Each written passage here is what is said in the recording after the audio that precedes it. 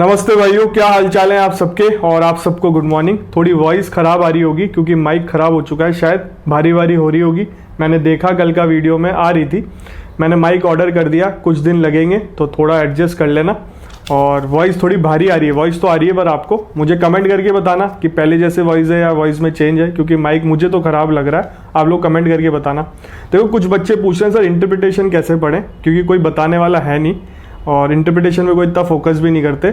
और case law किसके पढ़ना है और एग्जाम पैटर्न क्या रह सकता है, कॉन्स्टिट्यूशन के बारे में पूछ रहे हैं कि कॉन्स्टिट्यूशन में से कितने केसेस आते हैं, तो सारी चीज़ डिटेल में बात करेंगे। एग्जाम पैटर्न क्या रहता है आरजेएस का, और लास्ट टाइम से मैंने जितना डिटेल में देखा है किसी और ने नहीं देखा होगा, और उन बच्चों ने देखा होगा जो खुद देने गए हैं पेपर, तो कभी भूलता नहीं है। मेंस भी दे रखा है हमने, मेंस का पैटर्न भी पता है हमें, और काफ़ी टाइम से हम देख रहे हैं तो पता रहता है कि कैसे क्या क्वेश्चन आएंगे। देखो, सबसे पहले मैं इंटरप्रिटेशन की बात कर लेता हूँ। देखो, इंटरप्रिटेशन आप टी भट्टाचार्य सर की बुक ले आओ।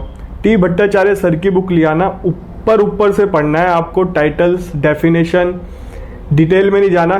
जो केस, केवल वही केस देखना जो लैंडमार्क जजमेंट हो, जैसे रूल्स होता है, मिसचीफ रूल है, गोल्डन रूल्स है, उनके कोई लैंडमार्क जजमेंट है तो वही देखना है केवल, आपको कोई केस लॉ नहीं देखना, ऊपर से पढ़ना है।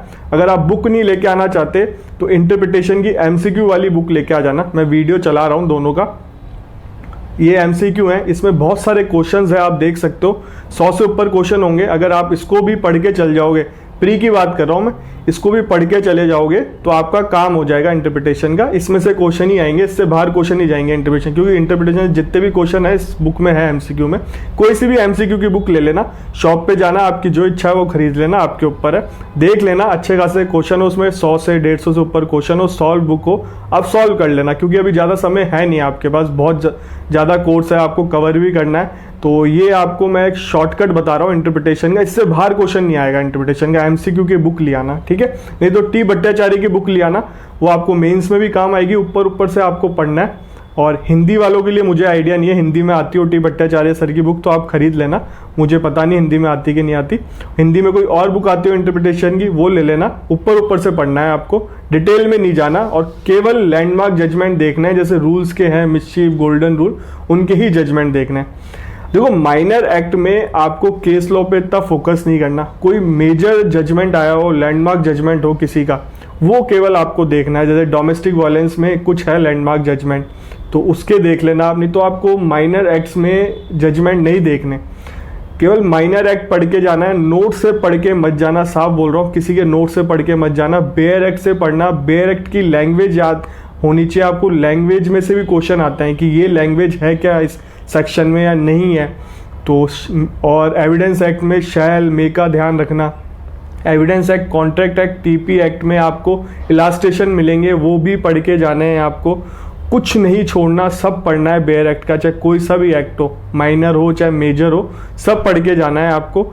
आईपीसी में आप कुछ चीज़ें छोड़ के जा सकते हो, क्योंकि आईपीसी में वो आपको पढ़ने पे ही समझ में आएगा। वैसे आप पढ़ना सब कुछ, पर जब आप पढ़ लोगे आपको कुछ चीज़ समझ में आएगा कि आपको ये पार्ट छोड़ सकते हो।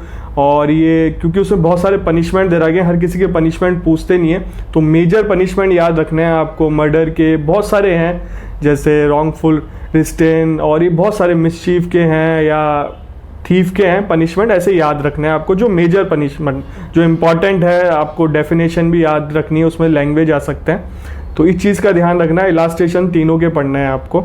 अब बात आती है कॉन्स्टिट्यूशन की। देखो, कॉन्स्टिट्यूशन में अभी तक का आप ट्रेंड देखोगे ना, प्रीवियस ईयर के पेपर उठा के देख लेना, मेंस में भी और वो उसमें प्री में भी इतने क्वेश्चन आते नहीं है कॉन्स्टिट्यूशन में से, बट आपको पढ़ के तो जाना पड़ेगा। तो कॉन्स्टिट्यूशन में केस लॉ भी बहुत है। केस लॉ केवल आपको 50 आर्टिकल तक ही देखना है, जो उसमें मेजर जजमेंट हैं, अभी आए हों, कोई और जजमेंट हो, सारे कुछ देख के जाना है। कॉन्स्टिट्यूशन में केस लॉ पे थोड़ा फोकस करना है ढंग से, और उसके बाद आप 50 आर्टिकल के बाद छोड़ सकते हो केस लॉ, कोई इंपॉर्टेंट जजमेंट हो उसको देख लेना और उस हिसाब से पढ़ सकते हो आप। कॉन्स्टिट्यूशन होगा, सीपीसी, सीआरपीसी, एविडेंस एक्ट में आपको केस लॉ नहीं देखने। अभी तक का आप ट्रेंड देखोगे ना, प्रोसीजर कोड से केस लॉ कम आते हैं आरजेएस के प्री में पेपर में, मैंने नहीं देखा, अगर कोई आए हो तो इक्का दुक्के होंगे।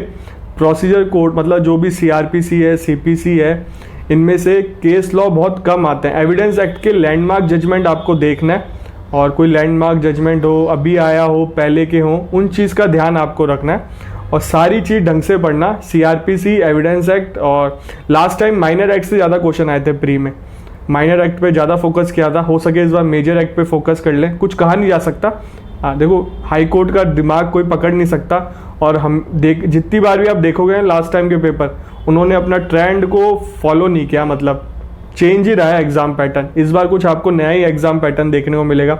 हो सके आपको प्रैक्टिकल क्वेश्चन ज़्यादा देखने को मिले, इलास्ट्रेशन जो कॉन्ट्रैक्ट में है, टीपी में है, एविडेंस एक्ट में है, कुछ 1-2 सेक्शन है सीआरपीसी में भी है, सीपीसी में भी है, तो इलास्ट्रेशन उस पे से आ सकते हैं, प्रैक्टिकल क्वेश्चन आ सकते हैं, और ज़्यादा ट्रेंड उस पर हो, क्या पता प्रैक्टिकल, क्योंकि इस बार बहुत जजों ने, जो सिटिंग जज हैं, जो नए बैच के बिल्कुल ट्रेनिंग जज होते हैं, और जो नया बैच था आपको पता है उसके बारे में, तो प्रैक्टिकल अप्रोच रख सकते हैं, क्या पता। तो ये हो सकता है। और इतने केस लॉ आते नहीं है, हो सकता है 5, 6, 7 केस लॉ देखने को मिले हैं आपको, हो सकता है ज़्यादा भी देखने को मिले, but case law last time आप देखोगे तो शायद बताना, मुझे इतने केस लॉ दिखे नहीं थे।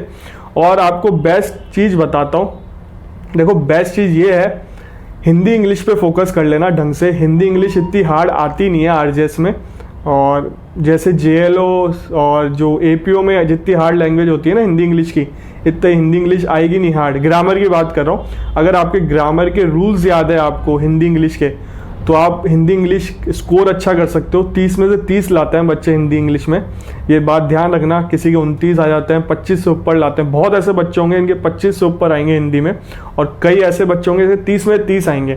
100 नंबर का पेपर है आरजेएस का, ठीक है, 100 नंबर का पेपर है। 30 नंबर अगर आप हिंदी इंग्लिश में लिया है, लास्ट टाइम कट ऑफ 72 या 70 के आसपास गई थी, और इस बार तो 222 सीट है, तो लास्ट टाइम की कट ऑफ ही मान के चलो 70 के आसपास अगर गई कट ऑफ, तो 30 तो आप उसमें से ही ले आओगे। 40, 70 में से 40 मार्क्स लेके आना है आपको लॉ में से। तो आप सोच सकते हो हिंदी इंग्लिश कितना इंपॉर्टेंट रोल प्ले कर रही है। तो हिंदी इंग्लिश, बहुत बच्चे हिंदी इंग्लिश छोड़ के जाएंगे, मैं उनको बता रहा हूँ। जो फर्स्ट टाइम दे रहे हैं ना, वो हिंदी इंग्लिश पे इतना फोकस नहीं करते, जो दे चुके हैं दोबारा दे रहे हैं उनको पता चल जाता है हाँ हिंदी इंग्लिश कितना इंपॉर्टेंट रोल प्ले करती है। मेंस में भी करती है, प्री में भी करती है। मेंस में कट ऑफ बनवाने में, कट ऑफ क्लियर करने में, क्वालिफाई तो करना नहीं है आपको हिंदी इंग्लिश में मेंस में, बट कट ऑफ क्लियर और क्वालिफाई करने, और जैसे कट ऑफ क्लियर करनी होती है, हिंदी इंग्लिश बहुत इंपॉर्टेंट रोल प्ले करती है। तो हिंदी इंग्लिश पे फोकस ढंग से करना, ग्रामर ढंग से पढ़ के जाना। और ग्रामर में अगर आप 30 में 30 ले आओ, 25 में 25 ले आओ, तो आप अगर 70 मान के चलो, लास्ट टाइम 72 कट ऑफ गई थी। अभी पेपर देख के बता सकते हैं क्या कट ऑफ जाएगी, हो सकता है ज़्यादा जाए, हो सकता है कम जाए, बट अपन तो एक मोटा मोटा हिसाब देख के चलें। 70 की पहले कभी नहीं गई इतनी कट ऑफ, जो लास्ट टाइम कट ऑफ गई थी पहले, उससे पहले 72 करीब कट ऑफ कभी नहीं गई थी। तो लास्ट टाइम मैं मानता हूँ कि इससे ज़्यादा नहीं जाएगी इस बार कट ऑफ, क्योंकि सीट भी ज़्यादा है, लास्ट टाइम इससे सीट कम थी। तो कट ऑफ जो भी है लास्ट टाइम की अगर बराबर जाती है, तो आपको लॉ में 40, देखो प्री के नंबर जुड़ते नहीं है, आपको पास करना है, चाहे 100 लाओ, कट ऑफ क्लियर करनी है आपको। मेन मोटिव ये है, अगर 40 कट ऑफ जा रही है, ये तो मिनिमम बता दिया मैंने आपको, 50-60 कट ऑफ जा रही है, तो आपको कट ऑफ क्लियर करनी है। कोई नंबर तो जुड़ नहीं रहे, मेंस में जुड़ते हैं, तो आपको फोकस, स्मार्ट वर्क करना है। तो हिंदी इंग्लिश को पढ़ना ढंग से। एग्जाम पैटर्न मैंने आपको बता दिया, बेयर एक्ट से बाहर जाएगा नहीं।